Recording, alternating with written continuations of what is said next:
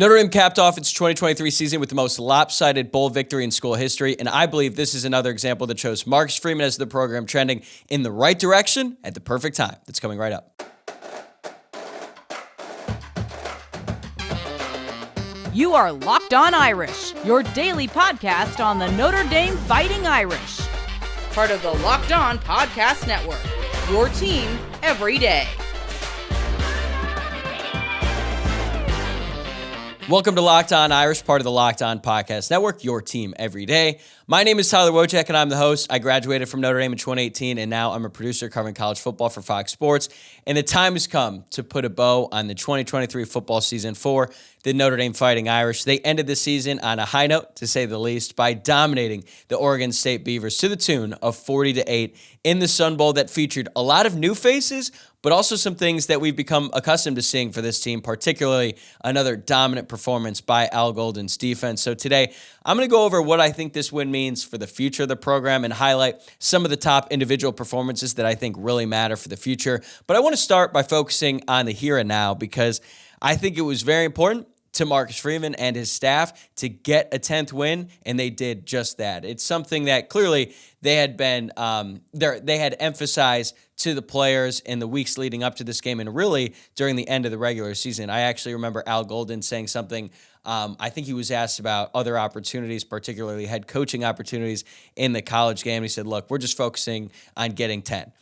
So that was right after the loss to Clemson, and even though that loss sort of crushed any hopes of Notre Dame making to a New Year's Six, there was still a lot for Notre Dame to play for, and getting that 10th win was one of the biggest things that they needed to do to close out the season. And really, ever since that Clemson game, which was a really disappointing loss, Notre Dame has been really hot. They dominated their last two games in the regular season, granted to pretty weak teams, but still they got the job done. They took care of business, and then they took care of business in the bowl game against an Oregon State team that came into this game ranked, but obviously they were missing a lot of key pieces due to opt-outs, but so was Notre Dame. Like it was a problem that both teams had to deal with, and Notre Dame dealt with it a lot better than Oregon State. And the reason why I think this 10th win is so important for this team and really this program is it's a tangible sign of growth from year one of the Marcus Freeman era to year two.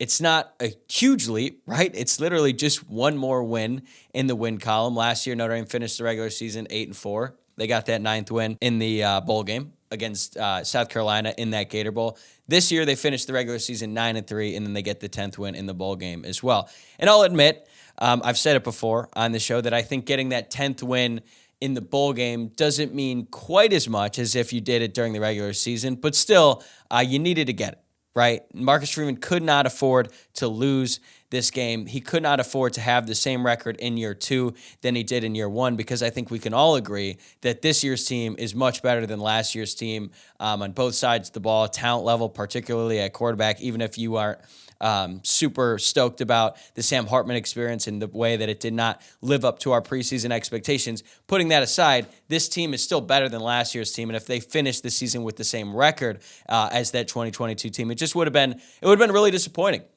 And it would have meant that Marcus Freeman would have to answer a lot of questions in the offseason about the direction of the program, because even though there's a lot of positive things happening off the field for Notre Dame, and I'll get into those here in a second, none of that really matters if you're not winning on Saturdays, or I guess in the case of the Sun Bowl on Fridays. Wins and losses are the most important thing in college football, and no matter what's going on off the field, good or bad, if you're able to win, then a lot of that sort of goes out the door, right? You could have all kinds of problems, or you could have all kinds of good things happening off the field. Like look at Miami, for example, right? They hired Mario Cristobal. They've signed some really top-end recruiting classes, but guess what? They just finished 7 and 6 this season. So the way that the fan base feels about that program right now is not that great. Notre Dame is able to do some really good things off the field, and then they were able to marry that with another win on the field in that 10th win, which is, as I've been saying, is very important to this program. And there's been a lot of good stuff happening for Notre Dame, and I think that this game doesn't necessarily change the expectations going into next season. Like, we aren't going to be looking at 2024 like, well, now that Notre Dame kicked Oregon State's ass at the Sun Bowl, now they're going to make the college football playoff. No. Like, to be honest with you, 10 years from now, we probably won't even remember this game. Like, I'm not going to be telling my grandkids about the 2023 Tony the Tiger Sun Bowl, but that doesn't really matter, because Notre Dame has a lot of momentum going on right now. It really all started after that first week of the offseason when things looked really bad, when all the wide receivers were leaving and Chancey Stuckey got fired seemingly out of the blue. Things were not looking great, but then Marcus Freeman was able to sort of stabilize everything by adding some key guys in the transfer portal, most notably quarterback Riley Leonard, but also some key pieces like R.J. Oben, the defensive end, also from Duke, Bo Collins and Chris Mitchell at wide receiver. So that was great. They got that going in the right direction. He immediately hired Chancey Stuckey's replacement and Mike Brown, who's the associate head coach and receivers coach at Wisconsin, has a lot more experience than Stuckey did. And then most recently, by adding Mike Denbrock to be next year's offensive coordinator following the departure of Jared Parker, and also adding Laren Landau, the new strength and conditioning coach, someone who comes in with a ton of praise, most notably by some prominent Notre Dame alums like Brady Quinn, who said some really encouraging things about what Landau can bring to Notre Dame. So they've got all this stuff going on, right? They're riding this train of momentum. I've been saying on this podcast how it's been a lot of good days lately that would have all come to a screeching halt if Notre Dame had lost to Oregon State in this Sun Bowl, but they didn't. It's like that Kanye West quote where he's like, a lot of people were wondering what would happen if I didn't win. Well, now we won't have to worry about that. Now we won't have to worry about all the questions that Marcus Freeman would have to answer if he had lost this game to Oregon State. So I think that alone, it's one part relief, but it's also encouraging because Notre Dame just didn't win this game closely. They dominated from the start of the game. When Steve Angeli got the ball pinned back at the 4-yard line, I was like, okay, not an ideal start for Steve. And then guess what? He just drove the offense down 96 yards for a pretty easy touchdown. Notre Dame ran the ball at will on that drive and for much of the game. So it really all came together really nicely for this team, and it's a great way for the program to head into the offseason because they've had all this good things going. Now they can just add it to the list, right? They can keep it going, and a lot of Notre Dame fans are really happy about the direction of this program. And you know what? They should be. There's a lot of really good things happening, and college football is rapidly changing. It's been rapidly changing for years, but for now, it feels like Notre Dame is keeping pace with all the other top programs in college football. They're being aggressive in the transfer portal. They're paying top quality assistant coaches to come to Notre Dame and elevate this program, elevate both sides of the ball. And they're going to build these new facilities that should get or at least close to some of the other top programs in college football. They're active in the transfer portal. Everything seems to be in order with NIL. Like, these are all really great and encouraging signs for the Notre Dame football program. And even though the bowl game isn't a marquee matchup, it wasn't on prime time, it was at 2 p.m. Eastern in El Paso, they still sold it out because Notre Dame fans travel. So there was still some excitement within the stadium about this game. And I think that the fan base is feeling really good about this because even though it's unfortunate when a lot of guys opt out, you aren't seeing the stars and the players that we've really loved watching and rooting for throughout their time at Notre Dame. It does give those young guys some opportunities to come in, make some plays, see a lot more action than they're used to seeing. And those type of performances, that experience is something that can translate into the future because going into this game, it didn't feel as much a part of the 2023 season, at least to me, as it does for the 2024 season and beyond. And even though there were some guys like J.D. Bertrand, Javonte Jean-Baptiste, who were playing their final game for Notre Dame and they played really well, I'll get to them in more in segment 2.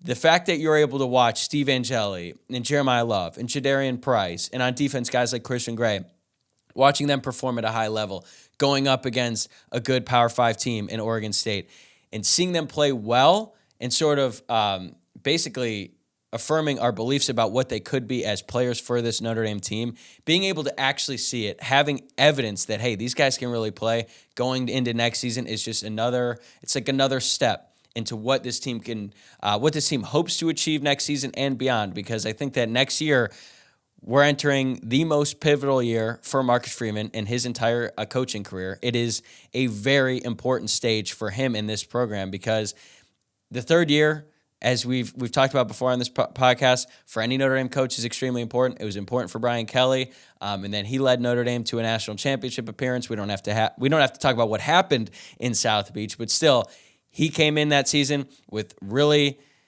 just a lot of pressure. I wouldn't even say the expectations were that high, but they're going to be very high for Marcus Freeman going into his third year. And this program is in a very important stage. It's got a head coach that they believe in, and he's starting to show significant improvement from year 1 to year 2, now heading into year 3. And college football is changing along with him. And for once, it looks like Notre Dame is ready to be a part of that top group, not just for one season, but for the next several seasons, because I think now with the expanded playoff, every season is going to be college football playoff or bust for Notre Dame.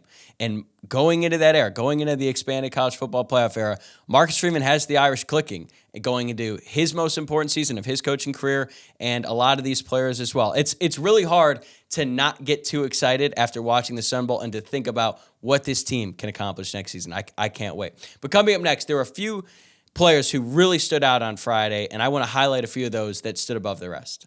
This episode is brought to you by eBay Motors. Passion, drive, and patience. What brings home the winning trophy is also what keeps your ride or die alive. eBay Motors has everything you need to maintain your vehicle and level it up to peak performance. From superchargers, roof racks, exhaust kits, LED headlights, and more, whether you're into speed, power, or style, eBay Motors has got you covered. With over 122 million parts for your number one ride or die, you'll always find exactly what you're looking for. And with eBay Guaranteed Fit, your part is guaranteed to fit your ride every time or your money back. Because with eBay Motors, you're burning rubber, not cash. With all the parts you need at the prices you want, it's easy to turn your car into the MVP and bring home that win. Keep your ride or die alive at ebay.com/motors. eBay Guaranteed Fit, only available to U.S. customers. Eligible items only. Exclusions apply. Now, before we get back to the Sun Bowl, this is your reminder to please give this video a thumbs up below and subscribe to the channel if you're watching on YouTube, or if you're listening to the podcast, please rate the show 5 stars and subscribe from wherever it is that you're listening to the pod. Okay, now let's talk about some key performances that stood out. Look, a lot of guys had great games in this game. That's what happens when you beat a team 40-8 and you dominate. You dominate in the way that Notre Dame dominated Oregon State. But we got to start with the quarterback, Steve Angeli. Given the circumstances, I don't think you could have asked for a better game from Steve Angeli in his first start as the Notre Dame quarterback. He finished 15 of 19, threw for 232 yards, 3 touchdowns, no picks. He did have a fumble, but fortunately for Notre Dame, it was not recovered by Oregon State, so he didn't have a turnover, and it was enough to win MVP. But that honor went to Jordan Faison, who I'll get to here in a second. And like I said in the open, when he got the ball to start, 96 yards to go, I was like, oh man, like this isn't really great. Backed up in his own territory, but it didn't matter. Now, Notre Dame ran the ball for most of that drive, but he did connect with Faison down the sideline for a great throw and catch, even though it was sort of a busted coverage. Oregon State did not pass off the receiver there correctly, but hey, it didn't matter. They left an opening for Steve Angeli, and he took advantage of it. And I saw some people online who were saying, well, does this performance by Steve Angeli mean that he should go into the spring as the starter? No. I don't think that's the case. If we were to look at what Riley Leonard has done in his career and compare it to Steve Angeli, in totality, it's just not even close. Riley Leonard has played a lot more football than Steve Angeli, though, so he obviously has the advantage there. But I think that it does show Notre Dame that, hey, Steve Angeli can really play, and they should do everything they can to keep Steve Angeli around, because even if he doesn't win the job, if Riley Leonard is QB1 next year, like we all expect, Notre Dame can rest comfortably knowing that Steve Angeli is a really quality backup option, and Riley Leonard is a running quarterback. He's a big dude. He just dealt with a serious injury that impacted his 2023 season. He only played in 7 games.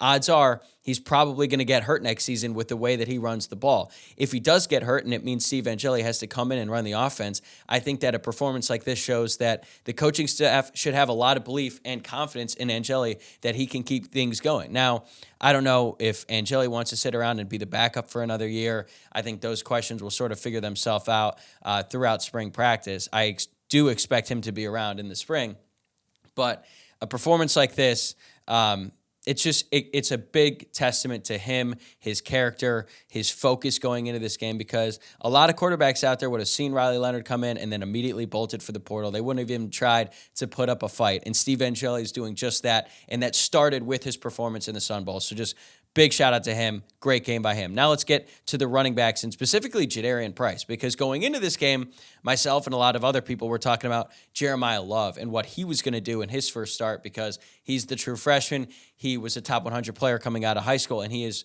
certainly flashed this season, particularly in that Ohio State game. But it was actually Jadarian Price who stole the show at running back. He had 13 carries, 106 yards. That's a career high. And 90 of those 106 rushing yards came after contact. He is a really strong runner. He forced 5 missed tackles. He's not quite the big, physically imposing runner that Audric Estime is, but he's still a really big dude. He's got really strong legs, and he's just not going to go down if you try to arm tackle him. So I was really impressed by what he was able to do in this game. He probably deserved more carries this season, but I'm just glad he showed up when it was his turn. I really hope he sticks around because I think the tandem of him and Jeremiah Love could be better than any 1-2 punch Notre Dame has had at running back in a really long time. Now let's get to Jeremiah Love, because even though he didn't have quite the stats that Jadarian Price did, he still played really well in his first career start. 15 carries for 39 yards, doesn't jump off the page, but he added a 15-yard reception touchdown that really showed off his playmaking ability.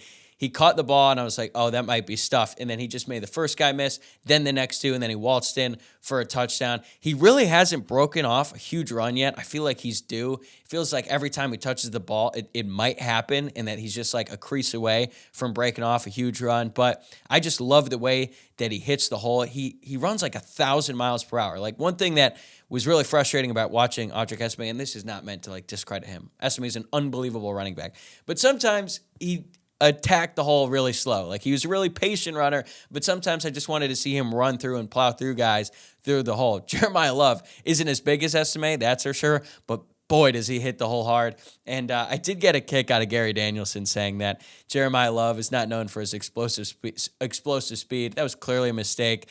Normally, I don't like harping on broadcasters for making mistakes because I make mistakes all the time, but that's something like that's a pretty big miss by Danielson. One of a few that the broadcast crew made. But hey, maybe they were opting out of their preparation for this bowl game, much like a lot of players on both of these teams have done as well. Let's talk about the MVP, Jordan Faison. I mean, what else can you say about this dude? The former walk-on lacrosse player just feels like it feels diminishing to call him that now, right? Like, I tweeted this out tongue-in-cheek. Is Jordan Faison wide receiver 1 next year? It seems ridiculous, but he might be the best playmaker Notre Dame has at wide receiver. He certainly was on Friday. He finished with 5 receptions, 115 yards, and a touchdown. And it's funny how his season has kind of come full circle. Like, you started off fall camp as the guy like, oh, there's this like pesky walk-on who also plays lacrosse, and he's making plays. He's beating some first-team defense guys, and now he finished the season by being the team's MVP in the game. Like, anyone who could have predicted that rise is lying to you, because even though there's a lot of people on the beat who are watching these practices saying, hey, Jordan Faison is a dude, I don't think anyone expected him to be this good by season's end, but that is the case right now. I know that Notre Dame lost 2 freshman receivers to the transfer portal in Braylon James and Rico Flores, but after seeing what Faison did on Friday, I keep making that mistake, he might be better than all of them. And I know that Rico Flores was freshman of the year, or at least on our award show that I did with Luke Smith, we both called him the freshman of the year,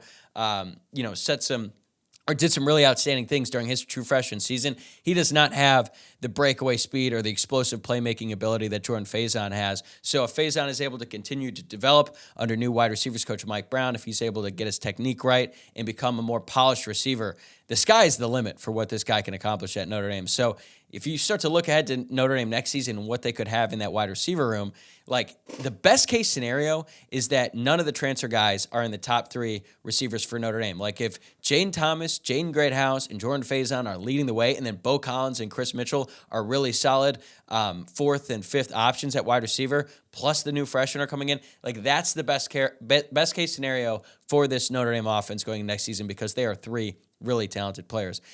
All right, let's talk about Charles Jagasaw and Tosh Baker, the 2 starting tackles in this one. And overall, I thought it was a great debut for the true freshman Jagasaw and a really impressive performance by Tosh Baker, getting his first start since 2021. Jagasaw did give up the sack to Andrew Chatfield. Look, it happens. He made a mistake. Chatfield also has 10 sacks on the season. That led Oregon State going into the game. It was something that I talked about in the preview, was that for all the opt-outs on Oregon State's defense, they didn't have opt-outs at defensive end. Their 2 best edge rushers were going to be playing in this game, and it was going to be a really tough task for the new tackles for Notre Dame. And I thought they played really, really well in this game. I thought Jagasaw really held his own, and I didn't know what to expect from him. Like, if he had a couple mess-ups, it would have been like, okay, that's to be expected, right? He's a true freshman making his first start at a position that he hasn't even really played full-time this season, because his only snaps so far this year have come at guard.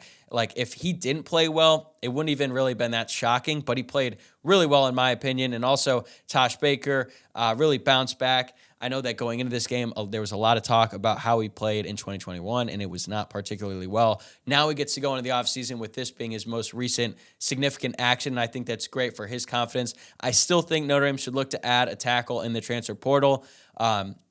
If nothing else, for depth purposes, and hopefully you get a more experienced guy in there. But I think what this shows is that if Notre Dame doesn't end up adding a tackle, they should feel all right about these two going into next season. Is it still going to be a concern because of the lack of experience for both of them? Yes, but at least now there's some evidence that they can really contribute going up against some good edge rushers on Oregon State.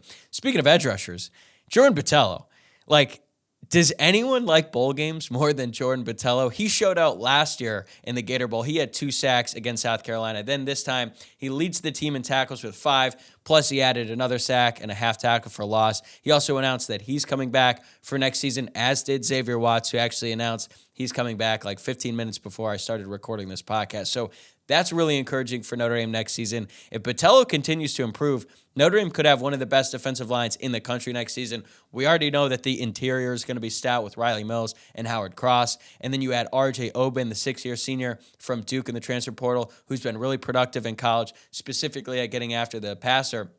And then Jordan Botelho, another graduate senior who will be in his 5th year next season. If Botelho continues to improve and develop and become a force at Viper, that's some grown-ass men playing on the defensive line who are all really good players, and that is something I'm really excited about as we look to next season. Speaking of those guys, I feel like we should give a quick shout-out to Howard Cross. Just a dominant game again by him. He only played 28 snaps, but he's extremely effective when he was out there. 4 tackles, a sack, 3 quarterback hurries, 30% pass rush win rate. Just what you expect out of him at this point. Same with J.D. Bertrand and Javonte Jean-Baptiste. They end their careers at Notre Dame the same way they've played throughout most of their time playing for the blue and gold. They were both really impressive all around. They will certainly be missed next season. And I actually heard before the game started that J.D. Bertrand was actually playing through an injury. And I don't know what else you can say about J.D. Bertrand. He took a lot of heat as a player throughout his career from the fan base. I didn't think it was deserved. I've said that before, so we don't have to go into that again. But I think that most rational fans have realized just how productive he was and how important he was for the program by the end of it. So I'm really glad that Bertrand and JJB were able to go out on top. At one point, we didn't even know if they were going to be playing in this game. They played outstanding, and they're just unbelievable players, man. And they're certainly going to be missed next season. Christian Gray, a lot of snaps by him, and I thought he was really productive. 2 tackles. He was targeted 3 times. He only gave up 1 reception for 8 yards. He had a nice run stop in there as well. He was able to play a little bit of both positions at corner. He played 10 snaps at nickel, 18 as the wide corner. And that was actually 5 more than Jaden Mickey, who got the start. And I've talked about it before. I am so high in Christian Gray and what he can do for Notre Dame next season. It's going to be a battle, though, with him, Jaden Mickey. And real quick, prayers go out to Mickey and the entire Mickey family. Jaden lost his mom to cancer. I believe it was the night before the game started. She's been battling cancer since 2020 and was admitted to hospice care in the fall. And even though she's been battling this for a long time and the prognosis was not looking great for her, and I'm sure that this is something that the family had probably been trying to prepare for a long time. No matter how hard you prepare for it, you try to get your mind ready to accept it when the time comes. I don't really think there is anything you can do when you actually find out the news that your mom has passed. And the fact that he was able to play this game and play well, the fact that he even chose to be out there is a testament to him and his character. If he had decided to leave and go home to spend time with his dad and the rest of his family, no one could have faulted him for that, but he didn't do it. And I was just really happy for him that he was able to go out there with his teammates and have a couple of good plays in there and just have a moment with them to sort of, there's no way it was a full distraction from the reality of his situation, but the fact that he was able to share it with his teammates, his brothers and all that, and also play well while doing it is it's great for him. It's great for his family, and really just hoping for the best for all of them. Last thing I'll say about Jaden Mickey, I understand why the coaching staff loves him so much and why his teammates love him so much as well. Hearing Benjamin Morrison talk about him in the post-game press conference was it was really special, man, to talk about or to hear him talk about his teammate and how much he means to him and the rest of this team is it's something special, man. And when you're a fan of this team and you're rooting for these guys, when you find out about what they're dealing with off the field and to see them come through and then make plays and really just have it all come together, even if it's for just 60 minutes on the field in El Paso. It's something that makes this all fun, and you just hope the best for Jaden Mickey and his family as well as they go through this difficult time. So now that we've covered all these great individual performances, what do they all mean for the future of Notre Dame, and particularly next season that's coming up next? Locked On has launched the first ever national sports 24/7 streaming channel. Locked On Sports Today is here for you 24/7, covering the top sports stories of the day with the local experts of Locked On, plus our national shows covering every league. Go to Locked On Sports Today on YouTube and subscribe to the first ever national sports 24/7 streaming channel. This episode of Locked On Irish is also brought to you by PrizePicks. PrizePicks is a skill-based, real-money daily fantasy sports game, and you've heard me talk about PrizePicks before. I've had so much fun playing it during the football season, and now you could play during basketball season as well. You just select 2 or more players and then pick more or less than the projected stats and place your entry. PrizePicks even offers a reboot policy so that your entries stay in play even if one of your players gets injured. For football and basketball games, if you have a player who exits the game in the first half and does not return for the second, that player is rebooted. PrizePicks is the only daily fantasy sports platform with an injury insurance policy, and that's just one of the reasons why I think it's the best daily fantasy game out there. Go to prizepicks.com/LockedOnCollege and use code LockedOnCollege for a first deposit match up to $100. That's prizepicks.com/LockedOnCollege, code LockedOnCollege for a first deposit match up to $100. PrizePicks, daily fantasy sports, made easy. Now that the Sun Bowl is officially passed and we start to turn the page a little bit to next season, I just wanted to talk about what this all means for the future of this program because, like I said earlier, this one game doesn't affect my expectations for next year. It was always going to be college football playoff or bust. But now that we've been able to see these young guys perform, some of the guys who I just highlighted in segment 2, like Jadarian Price, like a Jeremiah Love, like a Christian Gray, like all of those things really matter to next season and beyond. Notre Dame has a really easy schedule next season. At least that's how it looks right now. Obviously, things can change. The way that you talk about a schedule going into the season is not the same that you talk about it at the end of the season. Like going into the season, we thought Notre Dame had maybe one of the toughest schedules in the country. I thought the schedule was difficult, but not nearly as difficult as we thought it was going to be going into the year. Ohio State lived up to the billing. USC did not. Clemson was slightly disappointing. Actually, they were definitely disappointing, considering I picked Notre Dame to lose to Clemson at the beginning of the year, thinking that Cade Klubnik and Garrett Riley and Clemson would be one of the best teams in the country. Obviously, that was not the case, but Notre Dame did lose, so I guess I got that part right. But right now, as we look ahead to 2024, like the first game of the season at Texas A&M and Kyle Field, that's going to be a difficult task, even though Texas A&M has had a bunch of guys leave the program, but they do have a new head coach in Mike Elko who's really good. Who knows what's going to happen with Florida State? I'm sure they're going to take a step back, but they've been recruiting too well, and they've been so active in the transfer portal that I don't think they're going to fall off a cliff and resort to where they used to be just a few years ago, so I think that's going to be a challenge. Louisville's going to be a challenge, but other than that, it's a lot of cupcakes on Notre Dame's schedule, and they have to go, at least the way things look right now, 11-1 to have a successful regular season, in my opinion. Now, obviously, things can change, but I think that's going to be the expectation throughout most of the offseason.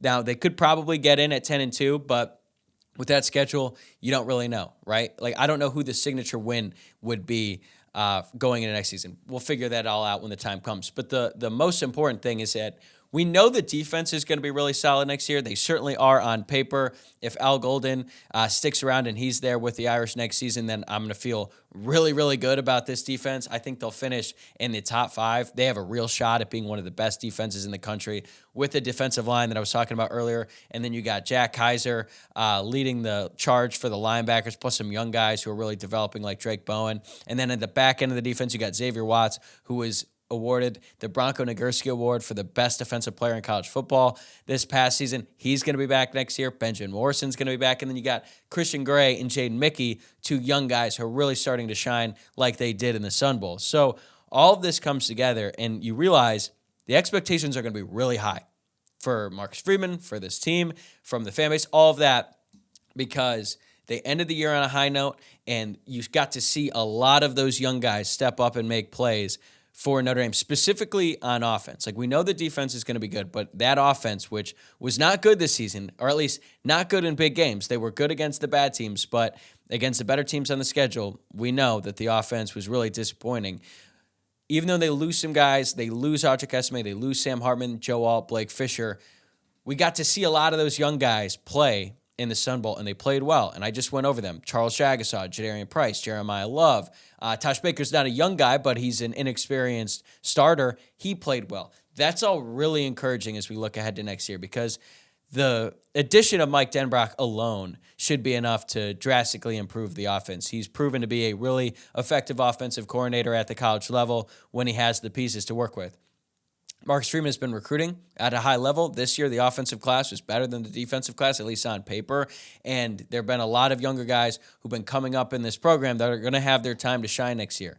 It's no longer, Marcus Freeman, or it's no longer Brian Kelly's guys getting the bulk of the reps now. Marcus Freeman's going to be in his third year. He's had 3 recruiting classes now to work with, and a lot of those guys are going to be playing on Saturdays. Obviously, there's going to be a few holdovers from the Brian Kelly regime, but still, it's Marcus Freeman's team, totally. And when he got hired and we started fantasizing about what the roster could look like down the road with all these, new top recruits that he was bringing in, expectations are really high then. Well, now it's almost that time, right? It's almost that time to actually see those guys play for Notre Dame on Saturdays with some experience under their belt and not just playing in spot roles. There's going to be some question marks about this team for sure, specifically on offense and that inexperience. Like, even though they looked good in the Sun Bowl, it's all going to change when they're, starting week in and week out. Are they going to be able to play at that level on a consistent basis? Like, those are all things that we're going to talk about throughout the offseason about that team. But it's also very important that Marcus Freeman continues to learn. And he's not going to be as good of a coach next year as he will be 3 years from now, because I think he's just so dedicated to growing and evolving himself. As much as he is the team and the program, he's always willing to learn. He's always open about the fact that he still is learning on the job to some extent. But I think that now, with the 10th win and everything that we've been seeing lately over the past month, Marcus Freeman is coming into his own as a head coach. Now, he can't afford to make giant blunders like the 10 men on the field thing against Ohio State. Hopefully that's a lesson that will affect him throughout the rest of his coaching career. We're starting to see it coming together, and it's really exciting, man. It's a really exciting time to be a Notre Dame football fan, because not only do you have Marcus Freeman coming into his own, they could have the best trio of coordinators in the country in the next season if Al Golden stays, because Mike Denbrock just won the award for Best Offensive Coordinator by Football Scoop, so he's really good.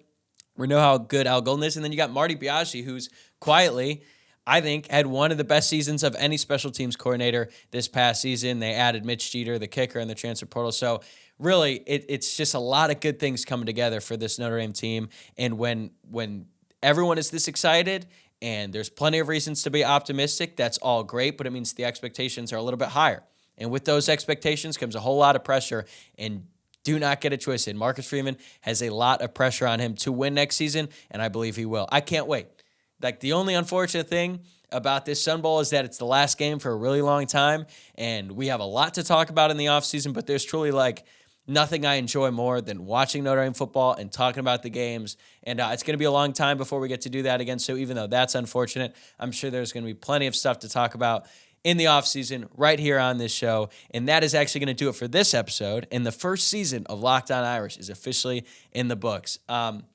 Real quick, before I head out, I can't thank you enough for joining the ride along the way. Seriously, whether you started listening back in the early days when I started this show back in February of this past year, or if you just started following the show during this past season, I really appreciate each and every one of you for tuning in. It has definitely been a grind for me doing the show daily for the past however many months, but I've really, really enjoyed it, and a big reason why is you, the listener or the viewer if you're on YouTube, and I'm really excited about what the future holds. I will be back in the new year after the college football playoff games, and then it's going to be full speed ahead into the offseason. To stay up to date on everything we're doing over here on the show, the best way to do that is to subscribe on YouTube or wherever you're listening to the pod. You can also give us a follow on X at Locked On Irish, on Instagram at Locked On Irish Pod, and my personal X account at Tyler, WOJCIAK. Happy New Year, and I'll talk to you soon.